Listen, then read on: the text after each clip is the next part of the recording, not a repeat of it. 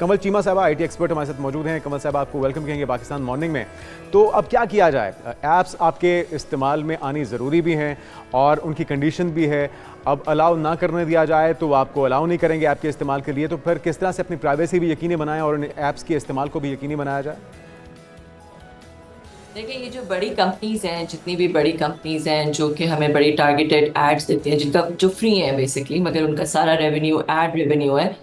उनका उनका ad revenue बनता है इस बात के पे है कि वो हमें टारगेटेड एडवर्टीजमेंट दें, उस तरह की एडवर्टीजमेंट दें जिस पे जब हम उसको देखें तो वो हमारी ज़रूरत की चीज़ हो और हम उस पर क्लिक करें और वो हम चीज़ खरीदें। तो इस तरह उनका रेवेन्यू, तो इस तरह से, क्योंकि वो तो वैसे तो मुफ्त है, मगर वो कंपनीज क्लेम ये करती हैं कि वो जो हमारी जो हमें टारगेटेड एडवर्टीजमेंट देती हैं, वो जो हमारा डिजिटल फुटप्रिंट होता है, जो कि कुकीज होते हैं डिफरेंट वेबसाइट्स में, और हमारा डिजिटल फुटप्रिंट होता है, उसके थ्रू हमें टारगेट करते हैं। वो हमें सुन नहीं रहे होते, बिल्कुल सही। या फोन के थ्रू सुन नहीं रहे होते, कहते वो ये हैं।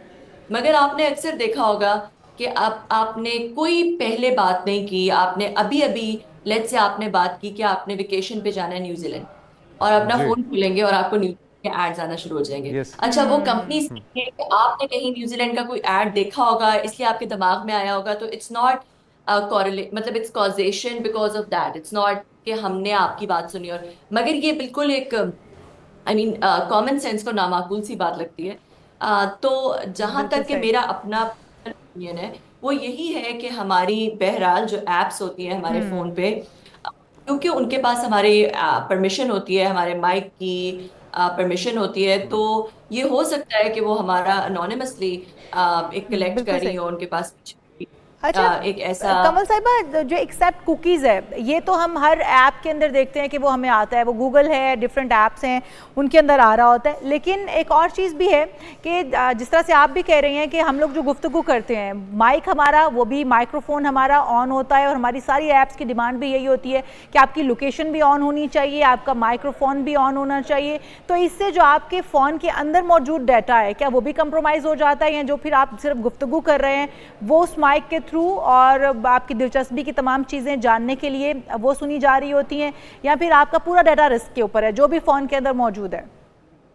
देखिए, नॉर्मली जो वेल नोन एप्स होती हैं, कहा तो ये जा सकता है कि वो आपके डेटा को एक्सेस नहीं करती होंगी, मगर जिन एप्स के पास आपकी पिक्चर्स का एक्सेस है, क्योंकि आप अपनी गैलरी का भी एक्सेस देते हैं बहुत सारी एप्स को, अपनी सारी पिक्चर्स का, वीडियोस का आपने दो। फॉर एग्जांपल व्हाट्सएप पे अगर आप किसी को पिक्चर या वीडियो सेंड करते हैं, तो आप उसको नॉर्मली अपनी पिक्चर्स का या वीडियोस का एक्सेस देते हैं। मगर खैर, व्हाट्सएप एक बहुत वेल नोन ऐप है, तो कहा जा सकता है कि व्हाट्सएप आपका आपका वैसे डेटा नहीं एक्सेस करता होगा। मगर बहुत सारी ऐसी अननोन एप्स होती हैं, बहुत सारी अननोन की एप्स होती जी। हैं। पहले भी कहा कि जैसे जैसे वो बहुत सारी ऐसी एप्स होती हैं, फिल्टर्स डाल देती हैं आपके चेहरे पे, डिफरेंट तरह के फिल्टर्स। तो उनको बच्चे या नौजवान जो है, वो अपनी फोटोज का एक्सेस दे देते हैं, वीडियोस का एक्सेस दे देते हैं, उससे लुत्फ अंदोज होने के लिए उन फिल्टर्स वगैरह से। अब अननोन एप्स वो क्या कर रही है उस डेटा बिल्कुल के ठीक। साथ, वो आपका यूज कर रही है, वो क्या ट्रस्ट वर्दी है कि नहीं है, या आप कैसे कह सकते हैं? बिल्कुल, किसी पे भी तो एतबार इस तो नहीं किया जा सकता, चाहे वो वेल नोन है या अननोन ऐप्स हैं। तो अब फौरी तौर पे किस तरह से बचाव मुमकिन है? अगर आप आसान लफ्ज़ों में बता सकें, जो एप्पल के यूज़र्स हैं या एंड्रॉयड के यूज़र्स हैं, कमल साहबा, कि अपने मोबाइल में कोई ऐसी सेटिंग करके हम इसमें अपनी प्राइवेसी को यकीनी बना सकते हैं?